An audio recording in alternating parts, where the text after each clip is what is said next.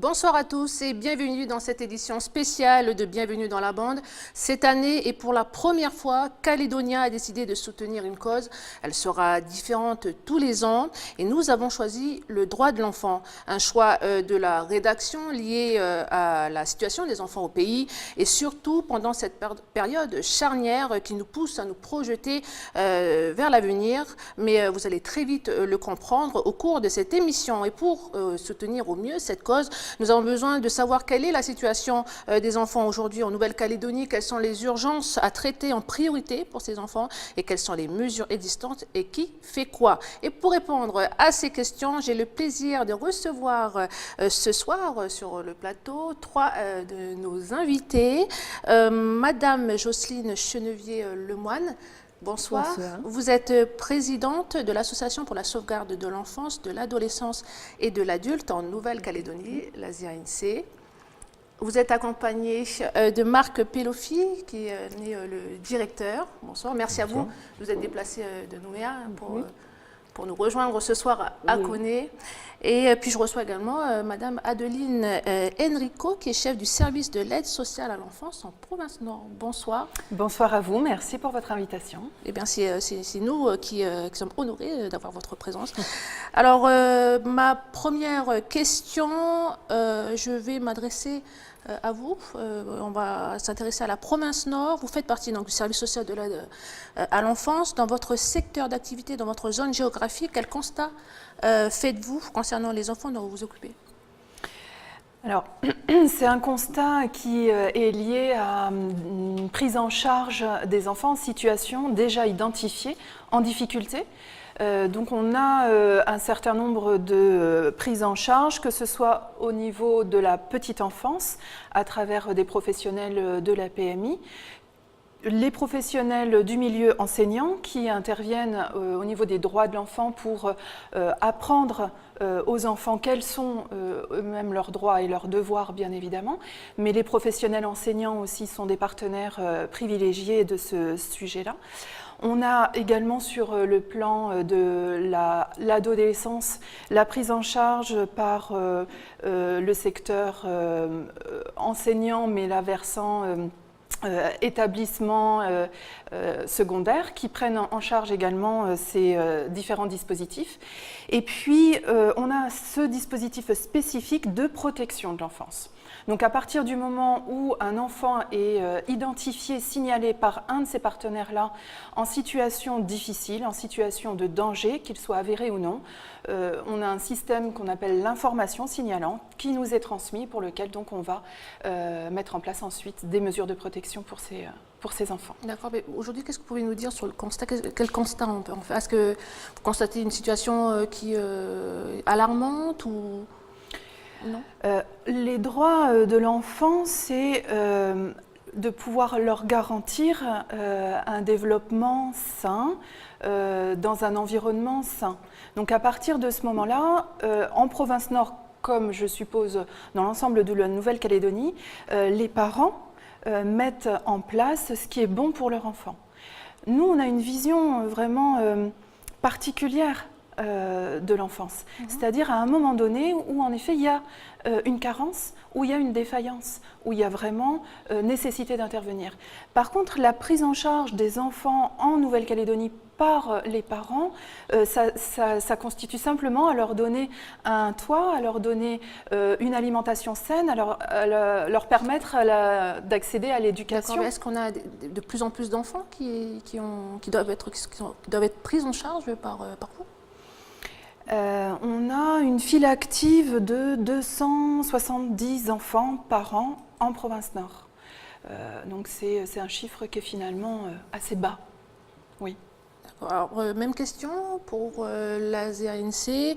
Vos missions sont vastes, elles parlent de services d'accueil de la petite enfance ou encore de rencontres avec les parents. Et concernant les enfants et les jeunes adultes, quel est le constat que vous faites sur leur situation aujourd'hui ? Eh bien, ma foi, il y a un constat. Il y a un constat qui fait que nous, les enfants, on a je rejoins un peu les chiffres de Madame, de Madame Cerno de la province Nord, concernant qu'il y a quand même peu d'enfants. Nous, la sauvegarde de l'enfance, nous avons 2 foyers encore, à Pointe-du-Mier, la maison des femmes et la maison des enfants, et surtout notre action est orientée vers la prévention. Prévention en lien avec certaines communes, par exemple commune de Païta, commune de Boulou-Paris, de Thio, de Bourail. Et donc nous menons beaucoup d'actions pour justement dans ce cadre de la prévention qui concerne un maximum d'enfants. Que ce soit des enfants issus des établissements scolaires, que ce soit des adolescents, ça touche énormément d'enfants. 200, le chiffre donné ce soir, c'est un chiffre qui évolue, c'est-à-dire qui a régressé, qui a augmenté. Pour ce qui concerne la province Nord, on est en augmentation chaque année, mais c'est pas forcément significatif. C'est-à-dire c'est une progression normale, je dirais, de prise en charge des enfants en situation difficile. Est-ce que c'est préoccupant, Marc Peloffi ?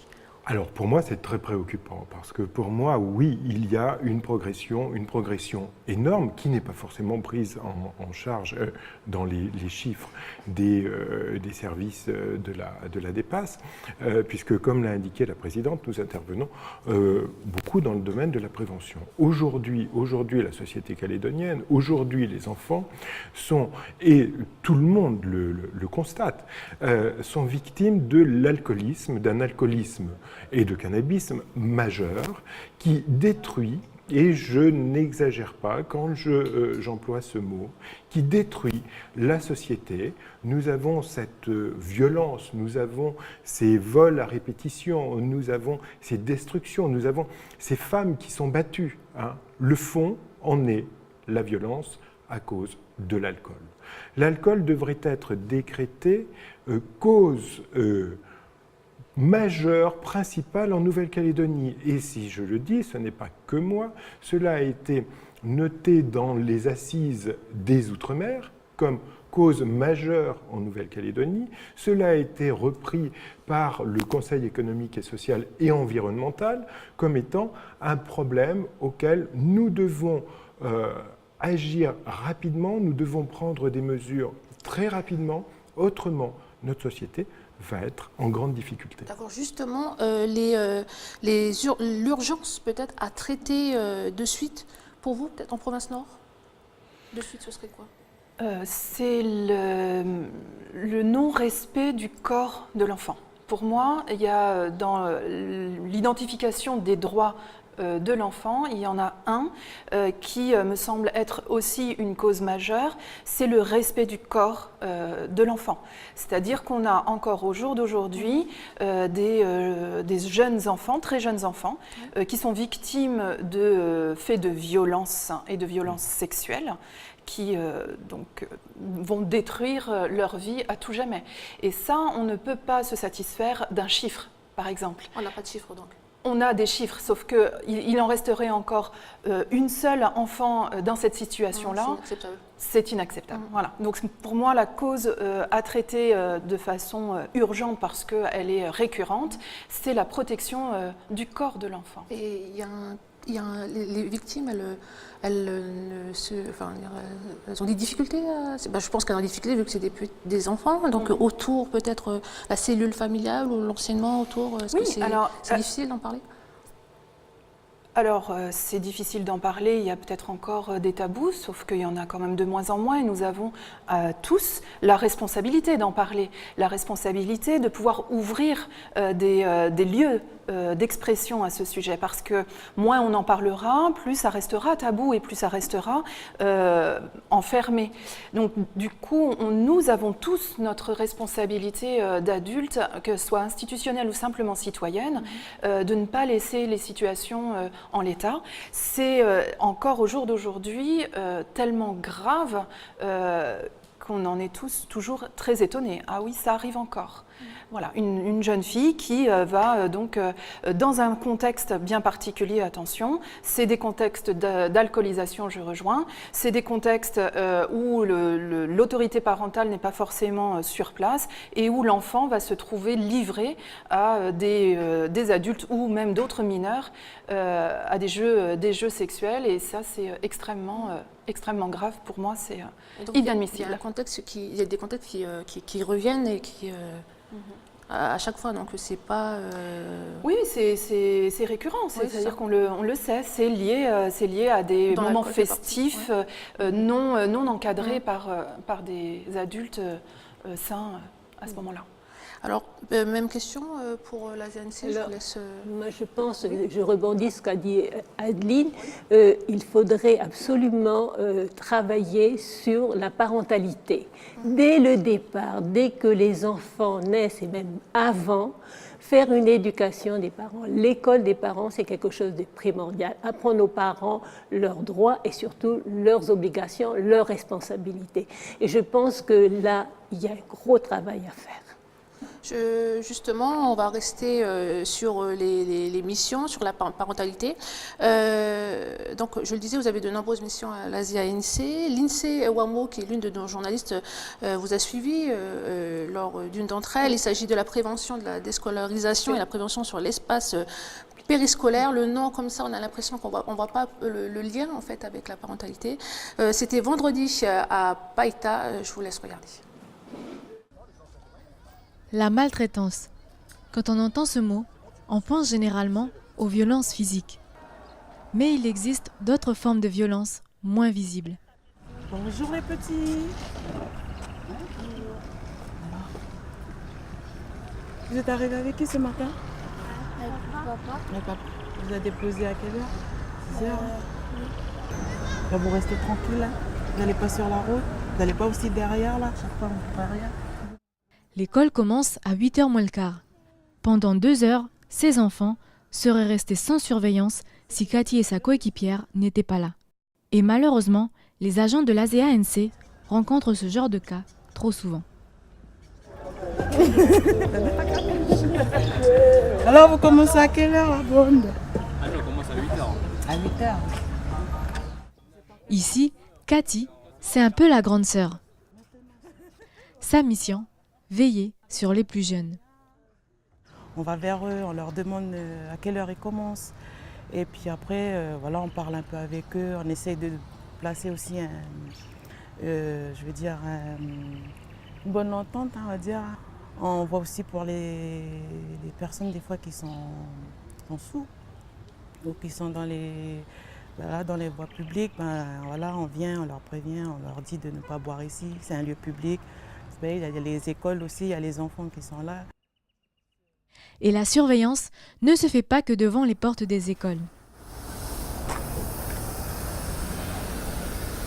Tania, on s'assoit, bonjour. On met la ceinture, s'il vous plaît. Correctement, s'il vous plaît. À Païta, tous les transports scolaires publics sont accompagnés d'agents de l'ASIA-ANC. On met la ceinture, s'il vous plaît.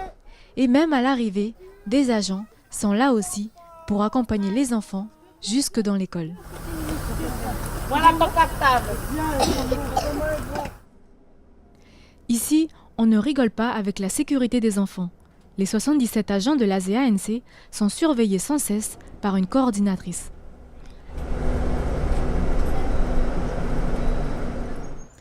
Durant leurs activités, les agents peuvent être amenés à faire des signalements. Mais ce n'est bien sûr pas le cas tous les jours.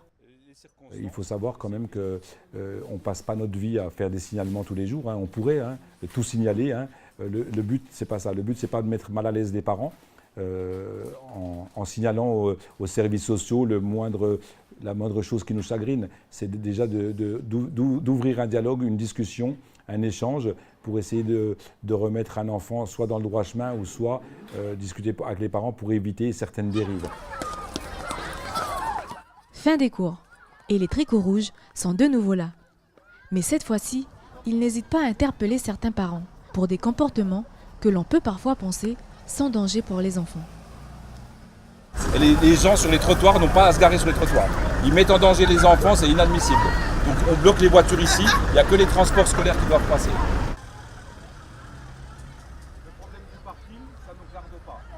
C'est un peu excessif parce que après, des fois, on arrive, mais il n'y a plus de place. On est obligé d'aller sur le trottoir.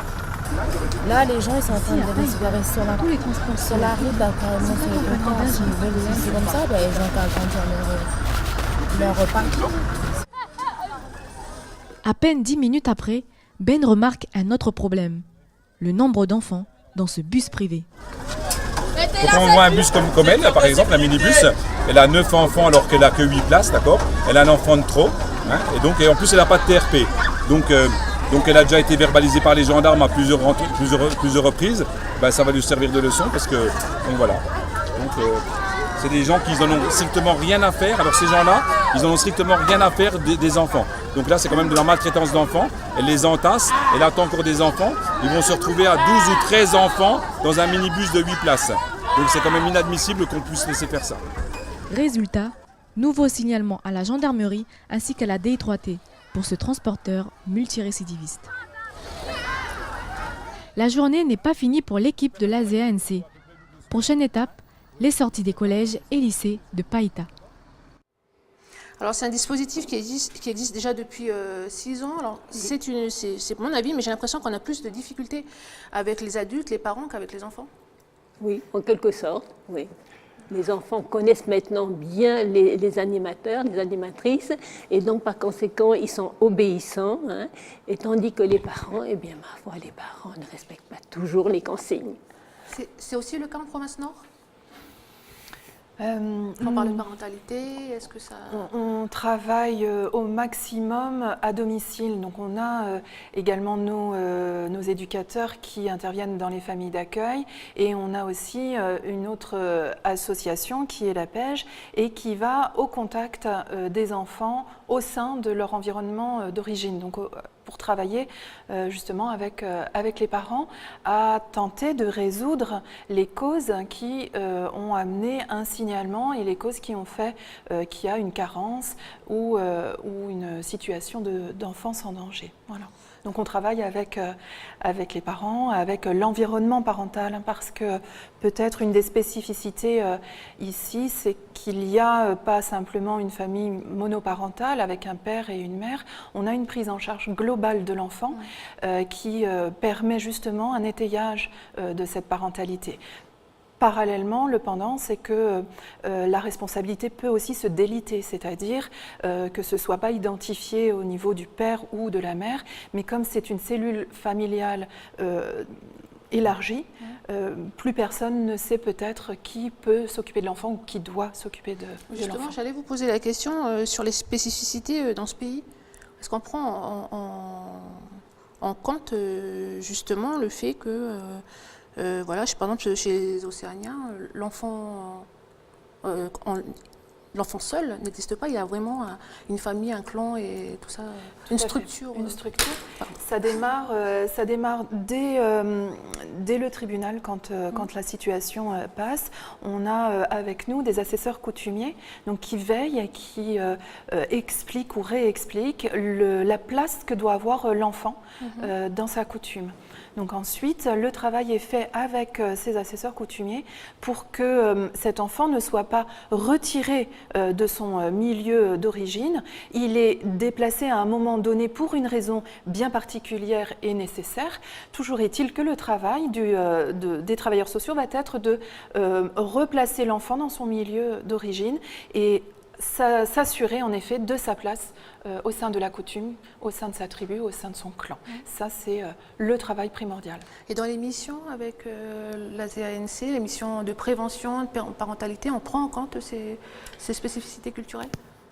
Bien entendu, les spécificités culturelles doivent être prises en considération car on ne peut pas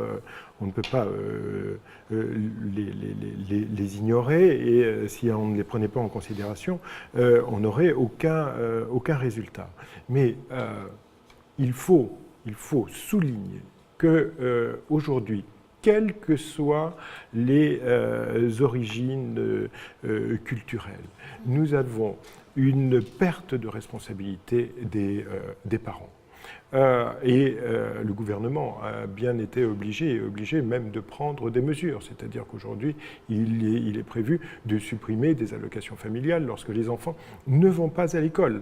Et ça, c'est bien de la responsabilité des parents, que l'on soit dans un univers élargi ou que l'on soit dans une cellule plus restreinte, l'enfant doit aller à l'école. Et on constate, hélas, que les parents sont de plus en plus, oublient leur mission première. Adeline parlait des violences sexuelles. Là, moi, je vous parle du fait de ne pas aller à l'école. Les parents sont les premiers responsables de l'éducation de leurs enfants. Ce ne sont pas les pouvoirs publics, ce ne sont pas les associations qui sont les éducateurs des enfants. Les premiers éducateurs, ce sont les parents. Il faut leur rappeler. Alors, avant de poursuivre, nous parlons de droits de l'enfant, mais il est important de les rappeler, notamment ceux rédigés dans la Convention internationale des droits de l'enfant, texte juridique qui a pour but de protéger les droits de l'enfant. Nous en citerons les 10 principaux sur les 42.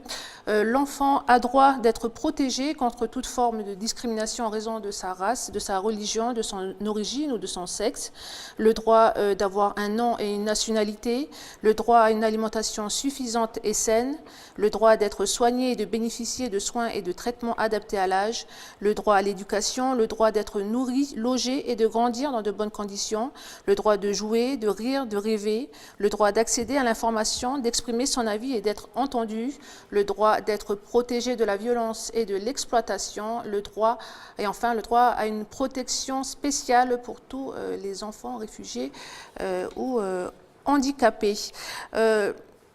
Donc le droit de l'enfant, une cause que Caledonia a choisi de défendre aujourd'hui. Alors, pour Caledonia, la montée de la délinquance, la répression, l'augmentation de policiers, de gendarmes, le nickel, le référendum, tous ces thèmes occupent les discussions chez les politiques comme dans les médias. Nous faisons donc le triste constat que l'enfant n'est pas considéré comme une priorité. Est-ce que vous êtes d'accord avec ce constat ? Je ne sais pas, c'est un constat très restreint. L'enfant est le futur citoyen. L'enfant, c'est les êtres humains en devenir. Ce sont nos Calédoniens, ce sont les futurs dirigeants de ce pays. Donc, un tant soit peu, ils sont toujours au cœur du sujet. Maintenant, que ce soit une cause en soi, oui, c'est nécessaire de le rappeler parce que ces droits ont été établis il y a un certain nombre d'années. On en parle encore au jour d'aujourd'hui, ça veut dire quand même que tout n'est pas réglé et c'est peut-être ça le problème. Voilà. Un avis ? Oui, alors justement, je voudrais rebondir sur le point numéro 10 que vous avez évoqué, sur l'enfant et le handicap. Oui. Nous sommes en Nouvelle-Calédonie dans une situation absolument inadmissible, impensable. C'est-à-dire qu'il y a une structure pour s'occuper des enfants handicapés qui s'appelle l'IME, l'IMPRO. Aujourd'hui, si vous n'habitez pas à proximité de l'IME ou de l'IMPRO, vous ne pouvez pas faire bénéficier votre enfant de cette structure. Donc la SEANC s'est saisie du problème et vient de déposer un projet de création d'un internat qui permettrait à des enfants qui viennent de la province nord, qui viennent de la province sud ou qui viennent de zones un peu plus éloignées de la province sud, du droit d'accéder à cet accompagnement, à cet enseignement spécifique pour enfants handicapés. On n'imagine pas, hein, c'est quelque chose que l'on ne connaît pas. Tout simplement parce que cette structure IME et IMPRO ne bénéficie pas d'internat, d'hébergement. Donc des enfants qui habitent un peu loin ne peuvent pas bénéficier de cette mesure qui est spécifique pour des enfants présentant certains types de handicap. Donc c'est une inégalité entre les enfants calédoniens qui est peu connue, qui est inadmissible. et qui relève de l'article 10 des droits de l'enfant. Convention des droits de l'enfant. En province Nord, nous avons fait un reportage immersion à la Maison de l'Enfance Côte-Ouest, la MECO. Je vous propose de revoir ce reportage. Pourquoi il y a que ça? Ben oui, t'as pas besoin de temps pour coller tes petites fleurs. J'ai besoin de tout. Attention, attention, doucement. Là, on est en train de faire des cadres. Et il y en a qui font des cadres, voilà. Et ça, c'est pour décorer leur chambre ou les lieux de vie. Et tu vas coller où? Dans ta chambre ou dans la salle de vie? Dans ta chambre? Ok. Les activités qu'on va leur proposer seront définies en fonction de leurs problématiques individuelles et elles sont variantes. Donc ça peut partir d'un atelier, par exemple pour travailler l'estime de soi. Là, ce que le groupe des filles projette, c'est ils ont déjà commencé les démarches, hein, c'est rencontrer la coiffeuse, une salle de gym pour pouvoir y participer. Et tout ça, elles le feront accompagnées des éducatrices.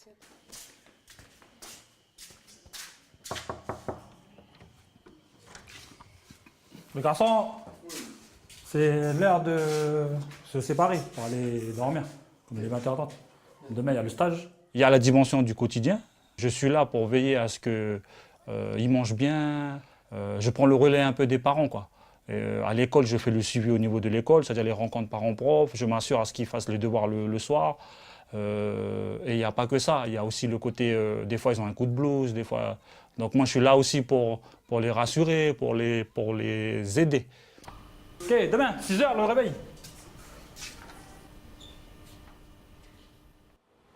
Peut-être rappeler à quoi sert la MECO?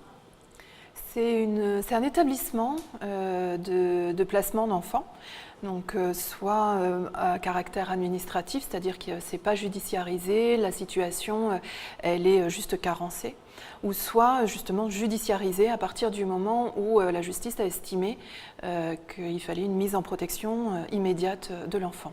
Donc l'enfant est extrait de son milieu naturel, placé donc dans un établissement tel que celui-ci, où on va l'accompagner dans sa vie quotidienne de façon à ce qu'il ait un lieu de vie, de repos sécurisé, et tout en travaillant évidemment avec les parents ou l'autorité parentale en général pour créer du lien. Il ne s'agit absolument pas de séparer, de couper, mais par contre de prendre le temps de se poser, d'analyser ce qui s'est passé pour pouvoir traiter, tant bien que mal, les causes là où elles sont à traiter, c'est-à-dire pas forcément au niveau de l'enfant. Là, vous avez vu une intervention vraiment centrée sur l'enfant et c'est normal, mais l'enfant, il n'est pas en dehors de son milieu, l'enfant, il appartient à son milieu et son milieu, il faut aller justement le traiter. Et aujourd'hui, est-ce qu'on a des résultats? Est-ce que ça fonctionne? Ça fonctionnerait si nous étions au chômage, ça fonctionnerait si nous n'avions plus à intervenir, ça fonctionnerait si l'ensemble des autorités parentales prendraient cette cause à bras-le-corps, ça marcherait si on n'avait pas à identifier des problèmes d'alcool, des problèmes de violence sexuelle. Donc je ne peux pas prétendre que ça marche, non. Alors justement, par rapport à ces problèmes identifiés, on a parlé de problèmes sexuels et d'alcool ou parentalité. Pour vous, quelles sont les solutions? Alors, il y a déjà différents types de solutions en fonction des problèmes. Concernant le problème aujourd'hui de l'alcool, il faut que soit créée une structure qui permette de soigner cette maladie qui est l'alcool ou le cannabis et qui détruit les familles, qui détruit les jeunes. Nous n'avons pas.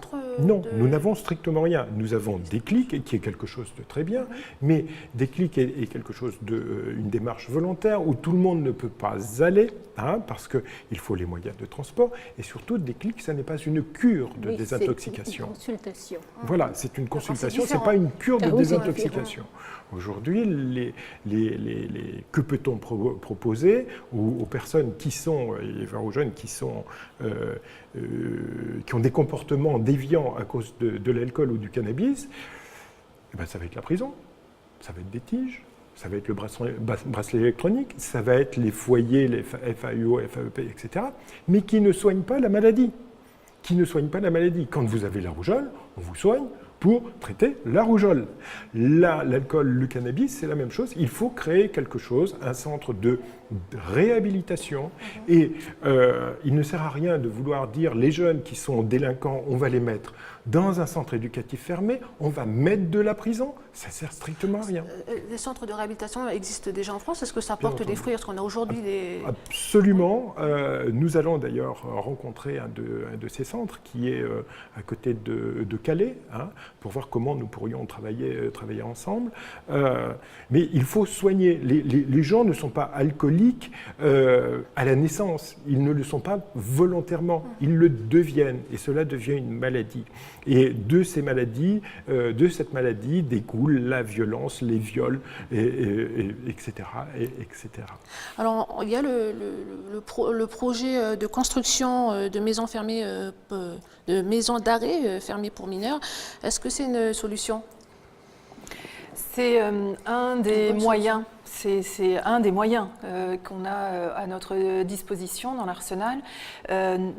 J'aurais tendance à dire que notre rôle, nous, au sein des services sociaux, c'est de renforcer plutôt l'accompagnement de proximité dans les cellules familiales. On parle depuis tout à l'heure de ce renforcement-là. Et j'aurais tendance à dire qu'à partir du moment où les jeunes sont déjà arrivés dans ce système à être pré-enfermés, on a raté tout ce que nous devions identifier, faire bien avant. Madame Lemoigne disait qu'on travaille avant la naissance, on travaille dans ce qu'on appelle la périnatalité. Il y a un certain nombre de professionnels en charge de ce dispositif. C'est un dispositif qui permet de travailler aussi bien sur les femmes, sur les jeunes parents, sur les futurs enfants. C'est à ce niveau-là, c'est à ce moment-là que nous devons mettre les moyens. Je dirais après, on a le système scolaire, après on a les systèmes d'insertion, mais quand on en arrive à un système d'enfermement, c'est un signe d'échec. C'est pas, voilà, c'est pas forcément ce qu'il y a. Et alors, oui, Madame la Présidente, je ne vous ai pas laissé la parole. Par rapport à ces maisons d'arrêt pour jeunes, vous en pensez quoi? Moi, j'étais assistante sociale au camp Est, je connais bien la colonie pénitentiaire d'avant. Je peux vous dire que c'est quand même pas la solution. C'est vrai que c'est une des réponses. Elle arrive au bout de chaîne, alors. Tout à fait. Mais il faut justement travailler avant, faire de l'accompagnement, faire de la prévention, sensibiliser, accompagner les parents pour éviter justement qu'on en arrive à cette situation. Beaucoup de travail en profondeur à faire. On arrive presque au terme de cette émission. Cette émission, donc on l'a dit, on lance officiellement notre cause. En tant que média, comment peut-on vous aider? Quelles sont les démarches et actions qu'on peut faire? Vous avez votre rôle au plus proche de la population, donc aller à leur rencontre pour aussi leur poser la question de leur perception de la parentalité au XXIe siècle, avec l'accès justement dans les réseaux sociaux à l'information, à ce qui se passe aussi en dehors de la Nouvelle-Calédonie, comment les enfants sont valorisés, pris en compte dans d'autres pays. Voilà, je pense que votre rôle et ce qui est aussi aidant pour nos actions, c'est ça, c'est d'aller aussi les interroger pour recueillir vraiment leur point de vue, leur perception des choses et les outils qu'ils souhaiteraient voir mis en œuvre. On serait peut-être aussi étonnés de leurs réponses. Pour pouvoir faire des références avec les enfants à l'extérieur dans d'autres pays, bien sûr. Pour l'AZANC, les médias aujourd'hui ont un rôle très important dans la vie courante. Tout le monde a Facebook, tout le monde regarde la télévision. Et donc de ce fait, votre rôle est très important. Votre rôle est très important pour faire comprendre que la violence, ça n'est pas obligatoire. Ça n'est pas quelque chose qui va arriver. Faire comprendre que, comme le disait Adeline et la présidente, hein, des actes de violence sexuelle, on n'a pas à les subir. Ce n'est pas normal. Donc là, vous avez un véritable rôle de montrer ce qu'est la vie d'un enfant. La vie d'un enfant normal, c'est d'être heureux, protégé, avoir droit à l'éducation. Bien entendu, quand je dis heureux et protégé, ça ne veut pas dire qu'on va tout lui passer. Parce que je suppose que dans une prochaine émission, vous parlerez de ce fameux problème de l'asticage des enfants. J'espère que vous en parlerez, parce que c'est quelque chose de très, très important. Donc, on doit protéger les enfants, et vous, c'est un rôle premier. Voilà, ce sera peut-être le thème de notre prochaine émission. C'est le mot de la fin, ça va très très vite. Avant de finir, un dernier remerciement à l'Association des petits pansements du cœur, à la brigade de prévention de la délinquance juvénile avec qui nous collaborons déjà, et bien sûr nous souhaitons travailler avec un maximum de personnes. Et puis Philippe Boisseran qui est à l'origine de cette idée de soutenir une cause. Merci à vous d'avoir accepté notre invitation. Merci Adeline. Et puis merci à vous de nous avoir suivis. Excellente soirée.